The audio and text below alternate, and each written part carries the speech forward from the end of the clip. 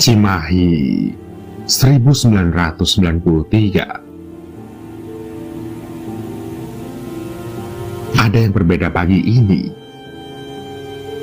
Beberapa pegawai berlainan jenis terlihat sedang berkerumun di salah satu parkiran sepeda. Terdengar dari beberapa mulut orang yang ada di barisan depan mengatakan ada seorang pegawai wanita yang tergeletak tidak sadarkan diri. Iya, wanita yang bernama Rati itu kabarnya belum sarapan dari rumah, sehingga keadaan asam lambungnya jadi kurang normal.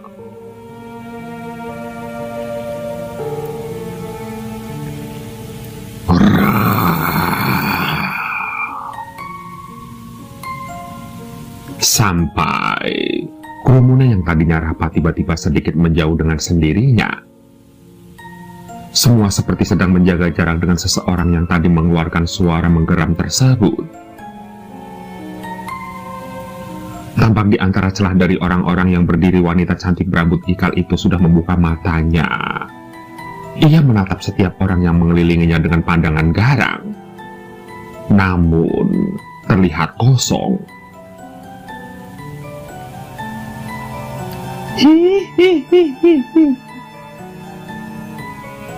Terdengar keras cekikikan disertai dengan geraman dari mulut perempuan yang dikenal pendiam itu. Sontak, seperti ada yang mengomando. 4 orang pria maju mendekat.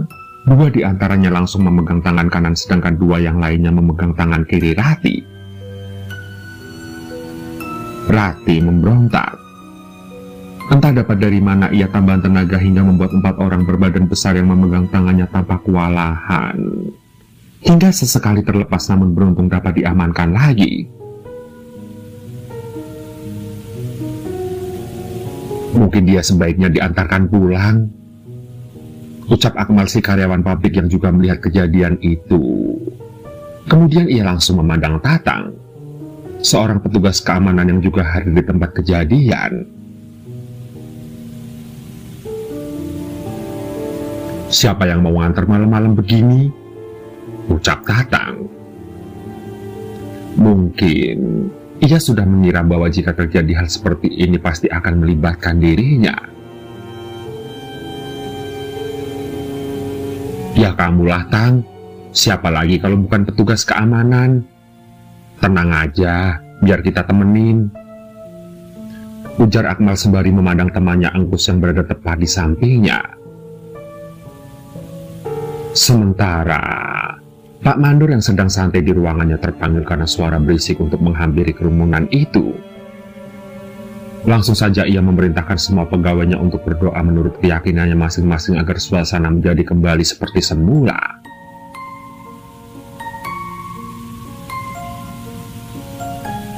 Wah! Hingga terdengar suara keras seperti ada benda menghantam pintu masuk ruangan pabrik. Suasana mendadak menjadi hening.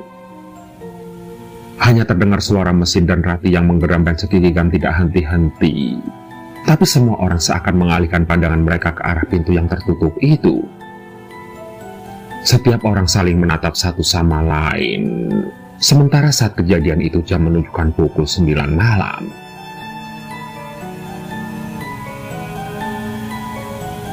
Maaf, bukannya sok tahu, tapi hemat saya, Rati harus segera dipulangkan, ucap Akmal. Suaranya seakan mengisi keheningan. Mungkin mereka masih bertanya-tanya mengapa Akmal terus ngotot seakan ia ingin membawa Rati keluar dari pabrik. Kemudian Akmal memejamkan mata dan menundukkan kepala. Lantas, beberapa orang yang dekat dengannya sempat melihat tingkah Akmal itu. Dan benar, seketika itu juga Rati langsung tergeletak pingsan.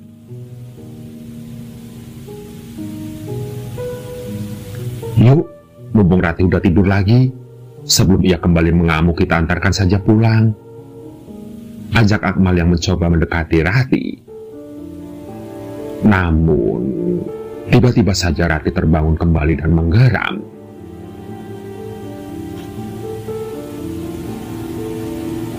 Siapa itu di belakangmu? Jangan ikut campur dengan urusanku, ucap Rati dengan suara menggeram. Dia menggunakan bahasa setempat namun suaranya seperti laki-laki yang menggeram. Rati, dia terus memandang Akmal. Dan saat Akmal mencoba mengusapkan tangannya ke wajah Rati, tangannya langsung ditangkis. Buang!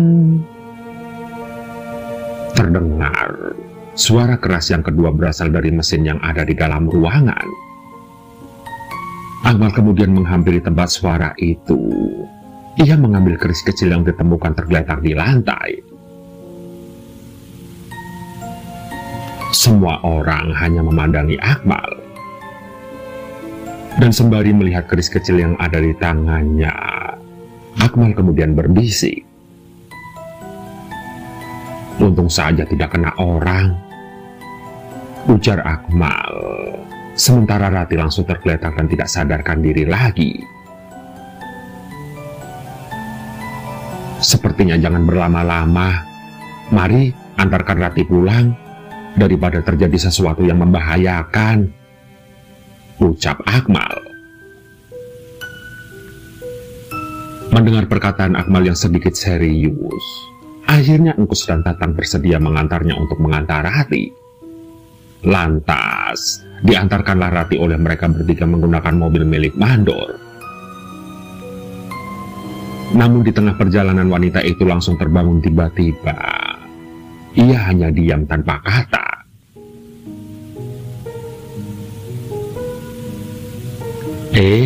Sudah sadar ya? Tanya Tatang menyapa Rati. Melihat tingkah Rati, Tatang menyikut Akmal. Ia mengisyaratkan supaya dia menghidupkan suasana yang sedikit garing. Ti, gimana sekarang? Udah baikan? Rati, dia hanya diam 1000 bahasa. Permisi, punten, ada orang, ucap Engkus yang duduk di samping supir sembari melambaikan tangannya di depan muka Rati. Kus, jangan gitu Kus, ujar Tatang menegur tingkahnya yang dianggap kurang pantas itu. Lantas terbukalah mata Rati, tapi pandangannya terlihat kosong. Akmal rupanya sudah menyadari bahwa Rati sedang kesurupan, tapi ia berpura-pura supaya suasana tidak menjadi tegang. Kus, minta air dong. Aku haus nih, pinta Akmal.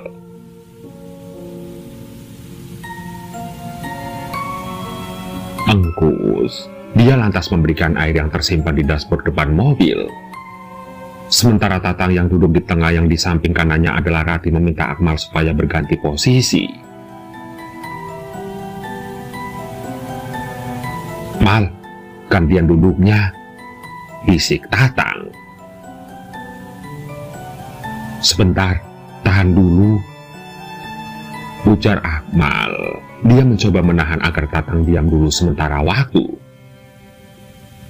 Namun, Rati tiba-tiba tertawa cekikikan. Terlihat Tatang menelan salivanya. Mungkin ia agak sedikit ketakutan. Sementara mata Rati terbelalak dan melotot ke arah Tatang.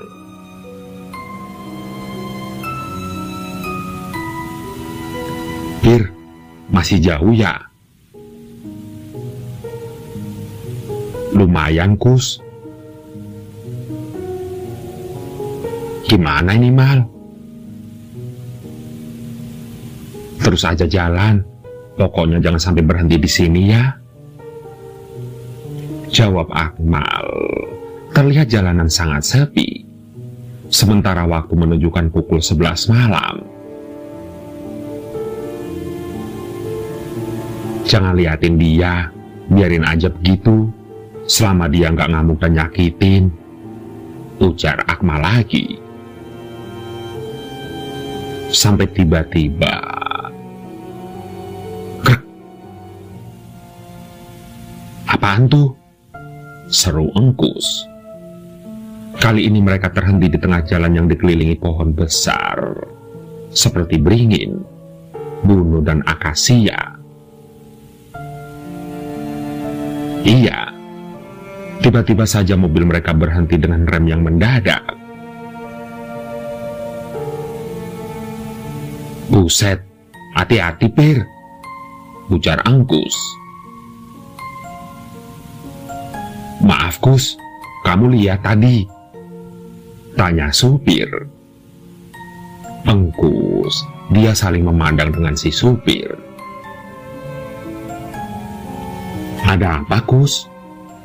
Tanya Tatang menyelesaikan ingin mengetahui apa yang terjadi.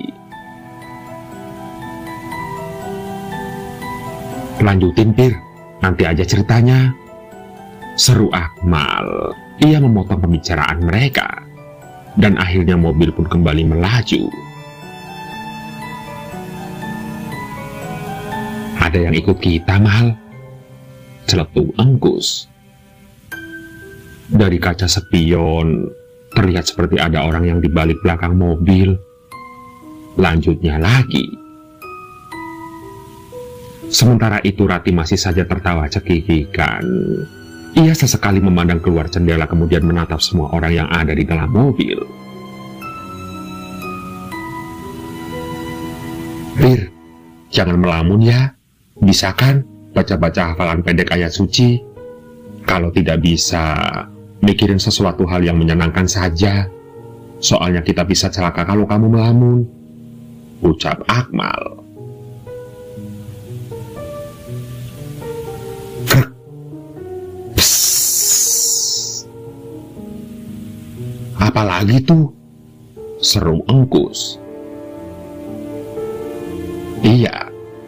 Kali ini mobil seperti melindas sesuatu kemudian oleng ke kiri. Wah, bocor nih ban, ujar supir. Ya Tuhan, yang bener aja Pir, keluh Engkus. Udah tenang aja, untung ada ban serep, jawab si supir.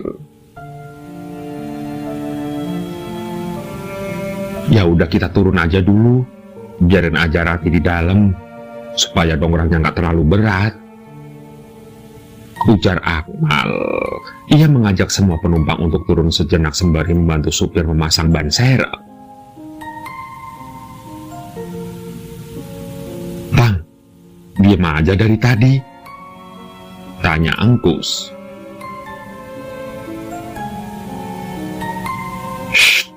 Jangan diganggu Kus, ujar Akmal. Dia kemudian saling bertatapan.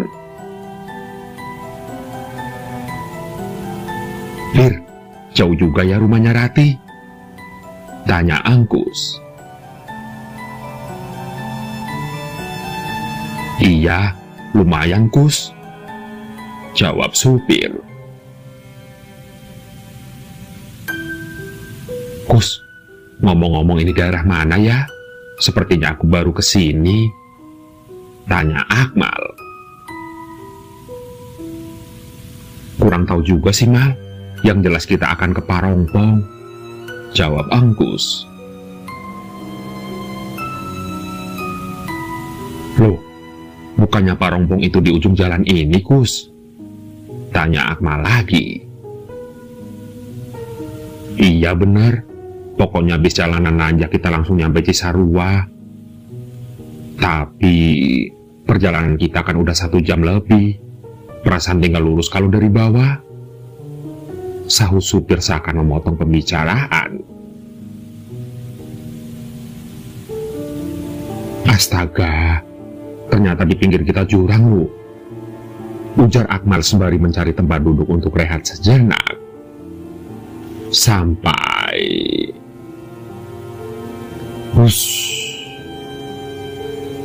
hembusan angin kencang seakan terasa menusuk tulang. Sementara mereka yang pergi mengantar Rati tidak mengenakan jaket, hanya pakaian seragam pabrik yang bisa menutupi tubuh mereka di tengah dinginnya malam. hingga angin itu tiba-tiba reda. Tapi Engkus melihat sedikit keganjilan. Ia memperhatikan satu daun yang tersorot lampu mobil terus bergoyang padahal baru saja hembusan angin berhenti seketika. Selain itu, dedaunan yang ada di sampingnya juga tidak ikut bergoyang.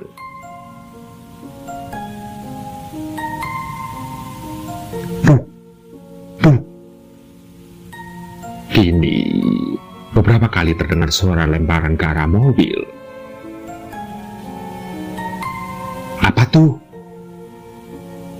Sontak supir yang sedang memasang ban langsung berdiri. Ia hanya melihat ke bagian mobil yang menimbulkan suara itu. Dan dari posisinya semula ia melihat beberapa batu kerikil yang terjatuh di tanah. Wah! Terdengar suara keras dari arah belakang pintu mobil. Tang, sebaiknya kamu di dalam, ucap Akmal sembari menggandeng tangan Tatang. Namun saat memasuki mobil terlihat Tatang memelototi Akmal.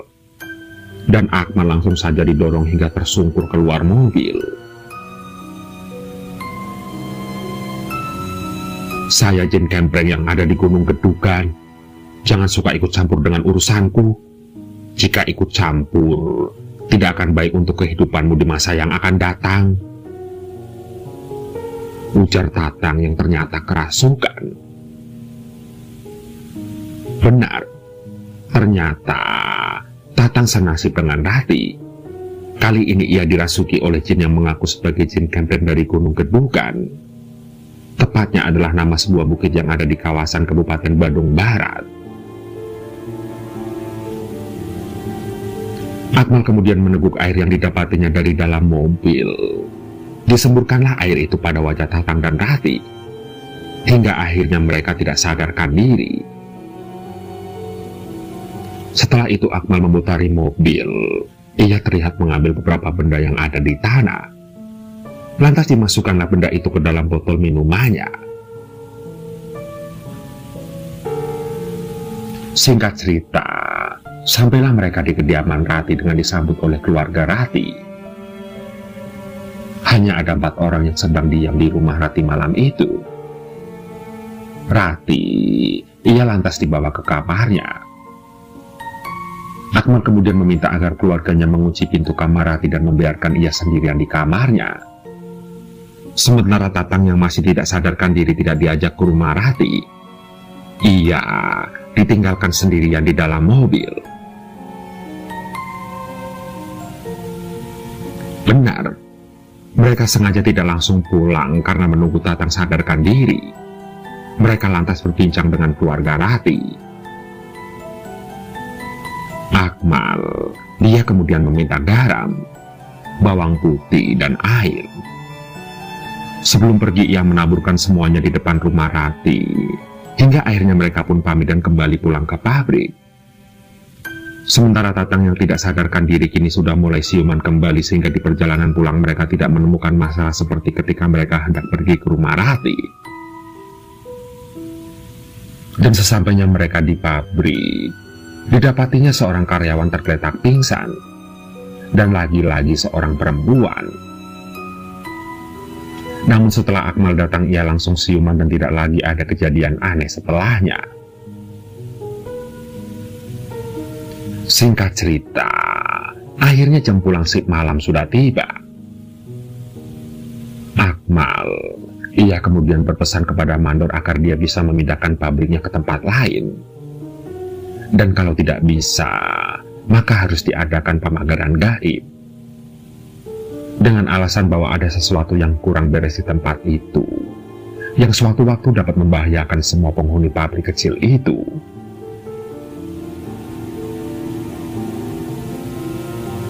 Beberapa hari kini telah berlalu. Ternyata kejadian orang kesurupan terulang lagi. Dan benar, lagi-lagi Rati. Ia mengalami kesurupan seperti sebelumnya. Akhirnya mandor memberi masukan kepada Retno si pemilik pabrik agar ia melakukan hal yang disarankan oleh Akmal. Kemudian Retno mendatangkan Pak Danang, penduduk setempat yang dianggap mampu mengatasi gangguan-gangguan mistis seperti yang terjadi di pabriknya. Saat itu, waktu menunjukkan jam 7 malam, tiba-tiba seluruh karyawan pabrik diminta membacakan ayat suci pilihan bagi yang beragama Muslim. Namun ada beberapa non-Muslim yang diminta untuk membacakan doa menurut kepercayaannya. Pak Danang terlihat seperti menarik sesuatu dari tubuh Rati. Namun tidak ada reaksi apapun pada wanita cantik berambut ikal itu. Malahan Rati, si perempuan cantik itu, mengamuk dengan berkata kasar. Sontak, beberapa orang memegang tangan dan kaki Rati yang terus memberontak. Sementara itu Pak Danang terus berbisik seakan membacakan sesuatu. Hingga akhirnya Pak Danang mulai emosi. Ia kemudian memukulkan sorban yang ada di pundaknya. Namun, Rati hanya tertawa cekikikan. Dengan matanya yang melotot, ia memandang setiap orang yang ada di tempat itu. Melihat keadaan yang semakin gaduh, Engkus kemudian mencolek Akmal yang ada di sebelahnya. Shh, Mal, kenapa diam aja? Bantuin tuh kayak kemarin, ujar Engkus. Apaan sih? Kemarin itu kan cuma kebetulan, Kus, ucap Akmal dengan muka datar. Kemudian ia melanjutkan membaca ayat-ayat pilihan yang disarankan oleh Pak Danang. Ye, sombong. Punya keahlian itu diamalkan, jangan disimpan saja. Celetuk Engkus berharap Akmal bisa segera beraksi. Terlihat Akmal terdiam sejenak, sampai tiba-tiba terdengar suara. Wah! Iya, suara keras itu kini terdengar lagi di arah pintu. Akmal kemudian menutup kitab sucinya. Kali ini ia memejamkan mata di tempat duduknya. Hah? Kok hilang ya? Iya, gimana ini? Punyaku juga tidak ada. Terdengar ramai orang saling kebingungan. Suasana menjadi ricuh karena semua orang yang hendak membaca ayat suci merasa huruf yang dibacanya menjadi hilang. Pak, gimana ini? Tanya Retno yang hendak meminta bantuan Pak Danang. Pak Danang terlihat ia menggelengkan kepala. Ini kiriman dari seseorang, Pak. Mungkin dia iri dengan usaha Bapak, ujar Pak Danang. Terus bagaimana sekarang? Tanya Retno. Kita tunggu saja. Beberapa cara sudah saya lakukan tapi belum berhasil, ujar Pak Danang. Pak, saya boleh bantu. Tiba-tiba Akmal datang menghampiri Pak Danang. Iya, silahkan Dek, ujar Pak Danang. Coba lepaskan saja Rati, biarkan dia bergerak bebas semaunya, pinta Akmal pada beberapa orang yang memegang tangan dan kaki Rati. Yang benar saja. Gimana kalau dia ngamuk lalu menyakiti yang lainnya? Tanya seseorang yang juga hadir di situ. Ia adalah Pak Kostrat, seorang tentara yang tinggal di lingkungan pabrik, dan ia datang bersama Pak Danang. Akmal, dia hanya tersenyum. Kemudian Pak Danang memerintahkan beberapa orang yang memegang Rati untuk segera melepaskannya. Ya udah, kita coba aja lepaskan dia, ujar Pak Danang.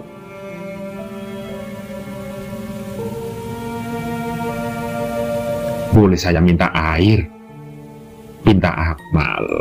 Kemudian ia diberikan segelas air oleh karyawan lainnya. Singkat cerita, setelah diminum disemburkanlah air itu kepada Rati. Setelahnya Rati tergeletak. Sementara tangan Akmal seakan menutup telinga Rati. Nampak keluar darah dari telinga Rati.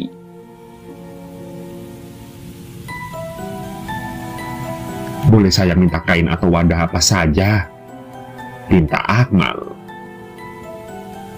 Kemudian karyawan lain memberikan semua yang dipinta oleh Akmal. Ia langsung menggunakannya untuk mengusap darah yang keluar dari telinga Rati. Begitu juga dengan Engkus. Ia langsung menghampiri Akmal. Engkus mencoba mencari tahu apa yang sebenarnya terjadi. Namun, saat diletakkan kain itu ke dalam wadah, terlihat tangan Akmal berdarah.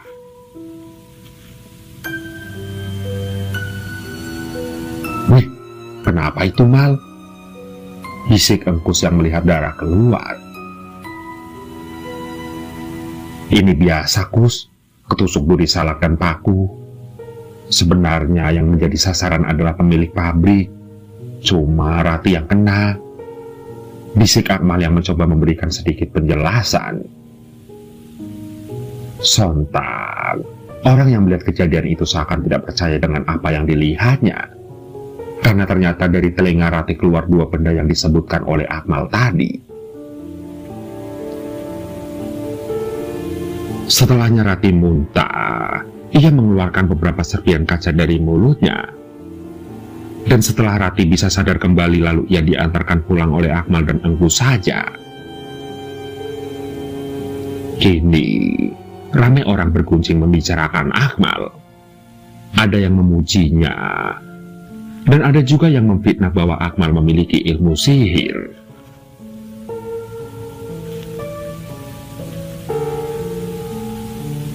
Suasana pabrik ini menjadi normal kembali. Beberapa pemuda yang ada di lingkungan kontrakan Akmal kini mulai mengenal Akmal. Malah, mereka sering meminta untuk diajarkan ilmu agama dan ilmu penjagaan diri agar terhindar dari pengaruh ilmu hitam. Walaupun tentu saja ada yang membenci Akmal dengan terus memfitnahnya dengan tuduhan si tukang sihir.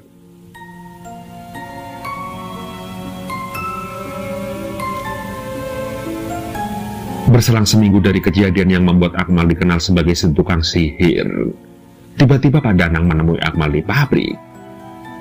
Ia meminta agar Akmal pergi sementara waktu dari wilayah Cimahi. Sebab ada beberapa orang yang kini mulai menyerang dan berniat buruk pada Akmal. Menanggapi saran dari Pak Danang, akhirnya Akmal pun meminta izin pada mandornya karena mendapat kabar yang dianggapnya memang benar.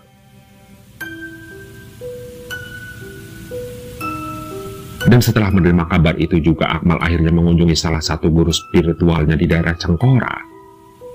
Oleh gurunya, ia kemudian dibekali beberapa pesan dan wejangan agar segera membuang benda yang ia dapat dari Rati. Membuangnya dengan cara menghadapkan diri ke arah barat di jembatan Sungai Citarum dan membacakan beberapa doa khusus. Sementara mandor dan pemilik pabrik mengizinkan Akmal untuk cuti sementara waktu, sekaligus mengucapkan terima kasih karena keadaan pabrik mulai membaik dan terhindar dari gangguan mistis semenjak Akmal mengeluarkan beberapa benda pada tubuh Rati.